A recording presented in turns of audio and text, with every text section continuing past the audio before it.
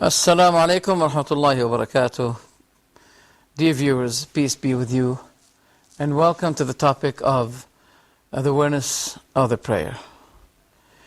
We asked in the previous episode this question: why decorating the mosque is hated in Islam?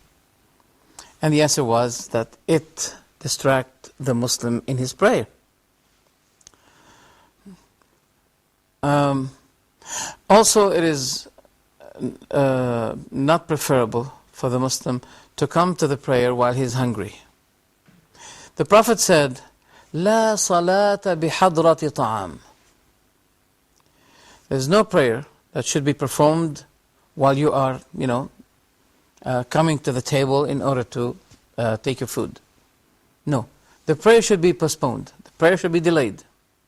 If there is a congregation in the mosque, while you started to take your food, don't rush. Take some of the food, take some bites, okay, in order to so you don't feel hunger anymore. Then you go to the mosque. The prayer with awareness is the asylum of the sinners. What do I mean by that? Yes, there's a great chance for the sin you have committed to be forgiven if you performed a good kind of prayer. Let's see what the Prophet ﷺ said. He said, there is no Muslim individual upon whom a prayer, an obligatory prayer, he has to perform, then he improve its wudu, ablution, its khushu', awareness, its ruku', prostrating, but it will be the expiation of the sin that have been committed before it. Unless a major sin have been committed. And that is the whole life. So there's a big chance in your prayer to achieve forgiveness if your prayer was approved. There's another hadith. Abu Darda said, "Min fiqhi al-mar'i al-muslim." Min fiqhi al-mar', yani a part of the good understanding in religion with any person is that he responds the call of nature before he goes to the prayer. What is the purpose? What is the reason? So he will be having a ready, empty, I don't mean empty, empty means ready heart in his prayer.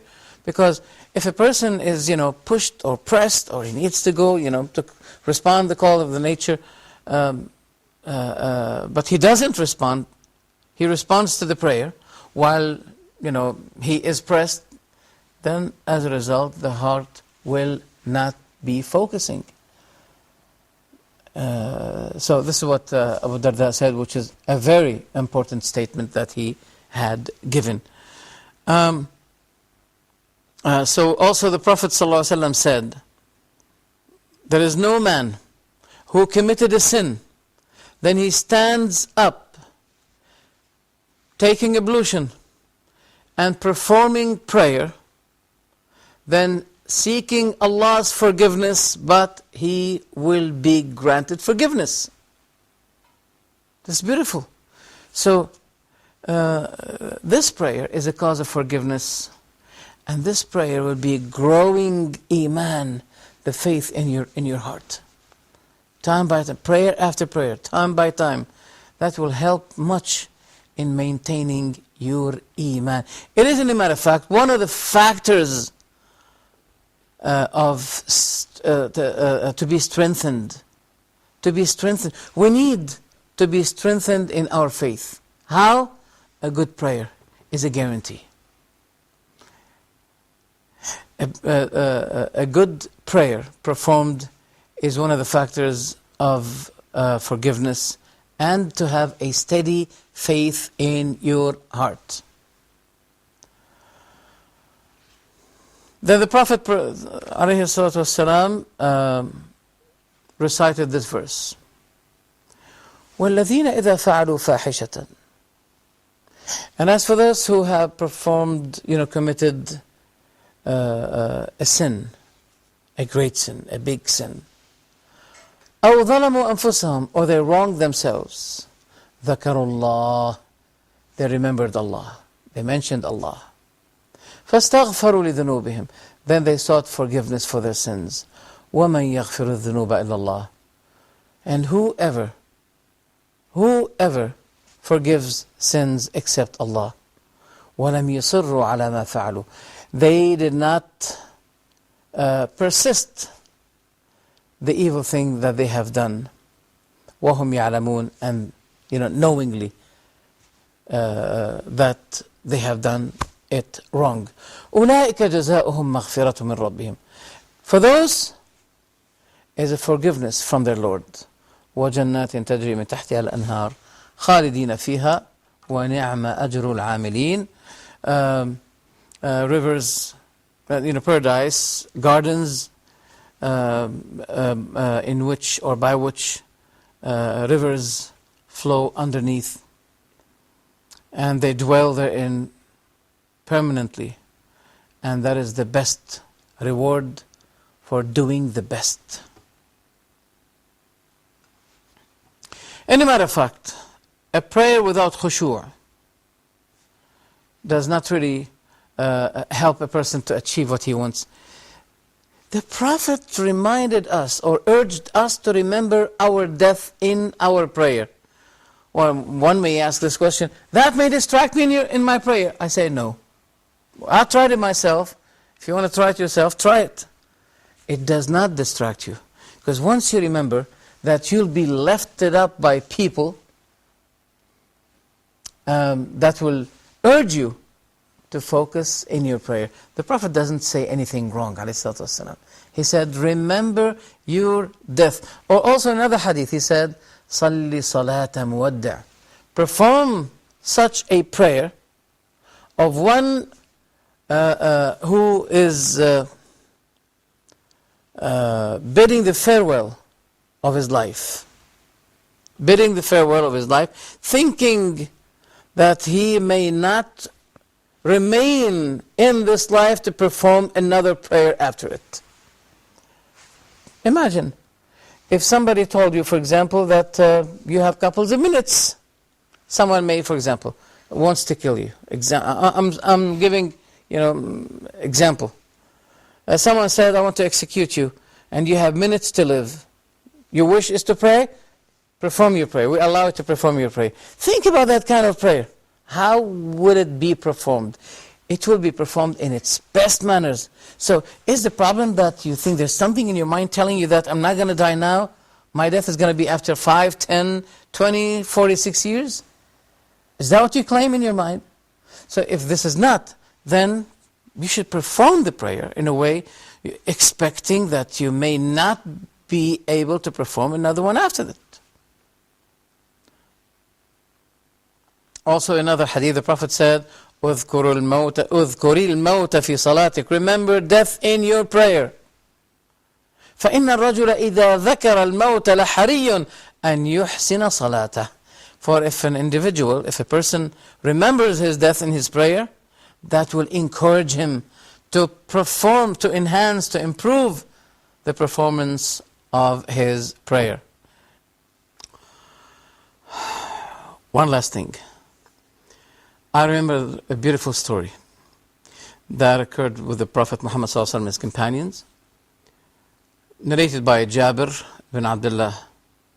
He said, we went in a ghazwa. Ghazwa means, a battle that the Prophet participated with. He was leading it. It's called Dhatul Riqa'. When they were the Muslim army was taking its way, they had a clash with a non-Muslim army, and that caused the killing of a woman. Now, usually, a woman should not be involved in any kind of killing. The Prophet used to be strictly giving orders never to kill a woman or a child, but how this happened, coincidentally, Allahu A'lam. But this woman died, and her husband was absent. So when he came back and he got the news that she died, he swore that he'll be causing a bloodshed with the Muslim army. So he was chasing the Muslim army. The Prophet wanted to campaign at night to sleep. So two companions volunteered to be the guardian at night. One of them is the Muhajiri from among the immigrants' companions, and the other one is Ansari supporters from Medina. So they agreed on the shifting time of guarding. The Muhajiri slept at the beginning part of the night, and the Ansari to take the last part of the night. So as the Ansari, whose name was Abbad ibn Bishr, he was guarding, he said, it occurs to him to perform the prayer while he is, guarding. The night is so calm. So he started to perform the prayer. At that time, that man came, the husband of the dead wife, and he started to launch his arrows and to attack this guardian. One arrow, another arrow, and the third arrow, until he made a sort of noise to the Muhajiri. He woke up and he realized this. He started to chase the man. And then he came back and asked this Ansari guardian, what was the matter with you? I mean, why didn't you stop your prayer and you chased this person? He said, I was involved, busy in a chapter that I was reciting. I did not like to stop reciting it, until this person started to launch me with these arrows. I swear by Allah, had not I had fears that I may cause a chaos or a problem in the army, nothing would be stopping me from reciting this verse except death. It's very beautiful, and it shows how was the type of the companion's prayer. And by this beautiful kind of a prayer, we should remember here, we should stop here and remember, why don't we have the same thing? Many of the companions were preferring to keep on performing the whole night. They were very happy with it. It's something that we don't really taste, we don't really feel. We should try to do so. We should try to copy the way of our Prophet's prayer and his companions. I ask Allah the Almighty to make it easier and easier for us to struggle, to perform jihad in our prayer. So our prayer will be approved and accepted by Allah.